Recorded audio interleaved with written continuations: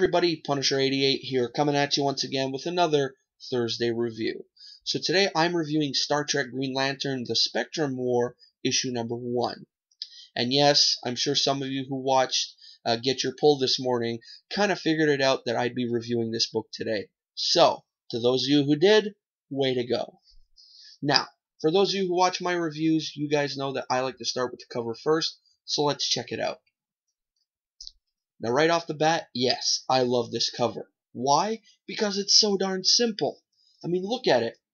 All black background, white for the stars, the Green Lantern symbol, the Enterprise, title. That's it. And I've said it time and time again, that sometimes the most simple covers are actually the coolest. And this right here is a prime example of that. So, from the cover alone, this book's already batting 1,000. But that's just the cover. Now it's time to get down to what I like to call the nitty-gritty. But first, I just wanted to mention to any new viewer out there or any new subscribers to my channel that if at any time during this review or any past reviews, if you guys notice that I look up and down at the camera quite a bit, or it sounds like I'm just reading to you guys, the reason for that is I keep my notes in front of me. Why? Well, for starters, with the notes, I find it helps the review flow a lot smoother compared to my early reviews where I had no notes at all and I used to wing it the whole time. Second, with the notes, let's say there's a part of the review I'm reading and I get stuck. I can backtrack and keep going. Without the notes, if I get stuck, you guys are stuck watching me stare off into space till I think of something to say. And third, basically, I was never one for memorizing text, so therefore, the notes are actually a help aid. So if you guys are cool with that, awesome. We'll get through this review and we'll be on our merry way. Sound good? Alright. So, the way I see it, crossovers can be pretty dicey affairs. Mostly because they often end up being cash grabs and nothing more. I've been wary of crossovers because of this, and yet a Star Trek meets Green Lantern crossover seems so darn right. Considering the Star Trek crew has encountered so many wild alien technologies, it isn't such a stretch to believe they could meet. So, I give this series a chance to answer the question, is it any good? So, first and foremost, this is a well-written and well-paced comic. Starting from there, you can only go up, really. Because those are the most important factors in making a comic readable. Fans of the recent Star Trek movie series should also love this comic. Yes, I said love. As their voices and characters are really strong. Also, to add to this, the comic has a nice hook, an ominous villain, and makes some sort of logical sense too. This issue opens on the planet Mogo, also known as the Last Green Lantern, where Ganthet is being chased by a variety of lantern rings of different colors.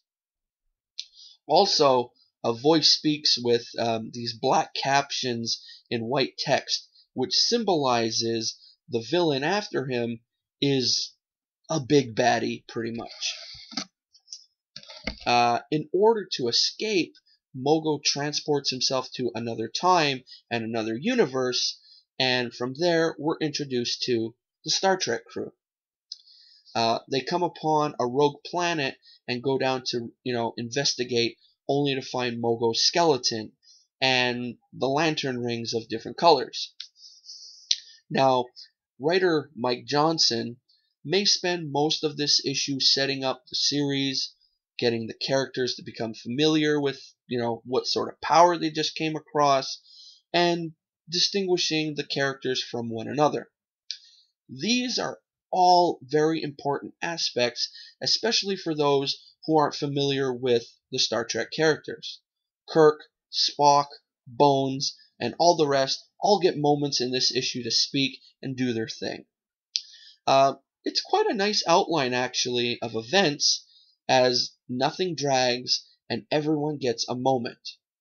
There's no telling when the issue takes place in the Star Trek timeline, but I think it's after Into Darkness. So that means we have a tight-knit team ready for exploration. Green Lantern fans should be happy with this issue as far as its introduction with Mogo and ultimately the cliffhanger ending.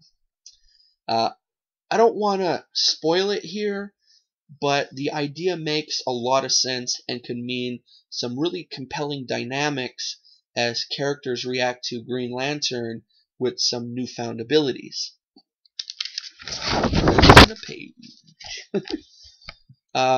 Art by Angel Hernandez looks great with some well thought out layouts to really keep the story flowing nicely. Also, Hernandez simply nails the face of the actors from the film. I mean, I'd put Angel Hernandez on the same level as John Cassaday. I mean, when you look at his characters in the Star Wars series, again, he nails it. It looks just like the actor. So I'd put Hernandez on the same level as that. It's amazing. Where was I? Yeah. Oh yeah. There isn't a panel that looks odd or inaccurate either. At one point, one of the best scenes in the issue, the rings get powered up and sent around the ship, and Hernandez really sells the power and awe that these rings can deliver. It's amazing. One full-page spread has Scotty and his little alien buddy jumping back, and the whole flash and explosion of the rings really looks stupendous. And I don't say that word often, so this is something. And I mean, hell, what the hell?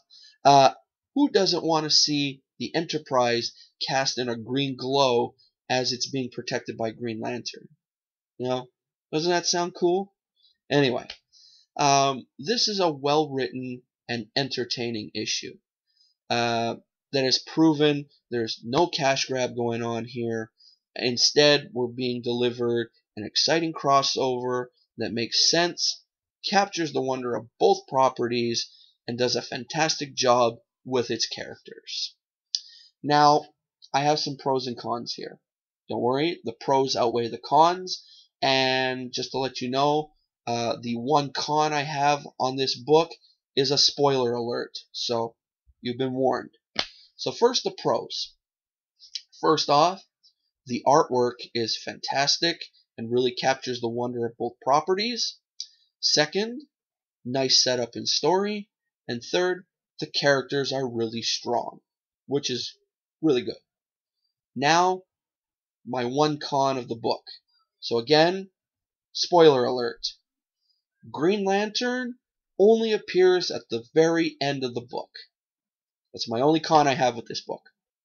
So, overall, if I had to give this book a score, I'd give it a solid 9.5. That's how good it was. So, yeah, I really look forward to reading the second issue and everyone after that. And I gotta say, I didn't really know about this until I watched Carnage Man 99's video recently, and he showed this book. So when I went to my shop yesterday and I saw it on the shelf, I was like, okay, what the heck? I'll pick it up. And yeah, after reading it, man, basically all I gotta say is, Carnage Man, thank you. So, anyway, I hope you enjoyed this review. If you did, give it a thumbs up. If you didn't, thumbs down. If I do get a thumbs down, that just means I gotta work harder on trying to please you guys. Also, if you enjoy reviews like this one, take a look around my channel. I got plenty of them. I got reviews, I do reviews every Thursday and Saturday. Thursday being a current comic, Saturday being one of either a back issue, a hot topic book, or something that just really catches my eye. Also, if you're into unboxings, I do an unboxing every 2 months since I am a member of the Marvel Collector Corps. Or, if you're into backstories on lame comic book characters, I got plenty of those as well. So, while taking a look around my channel, make sure to like or dislike any video. Also, comment on anything. I love reading viewer comments because I find it establishes kind of a bond between us, which is cool. And then, when all is said and done, before leaving, make sure to click that subscribe button. Alrighty? So, that's it for me. The next time you're going to see me is on Saturday. And even though I am on vacation right now, I figured, hey, might as well stick to it and round out the week. So, still haven't really decided on what I'm going to be reviewing Saturday. If you head over to Facebook and check out the Punisher88 Facebook page, I do have 3 options up on there that you can vote on. So, be my guest. And then, following this Saturday, it's probably going to be a bit quiet here on my channel because, I'm going to take the time to relax a bit since, I'm on vacation.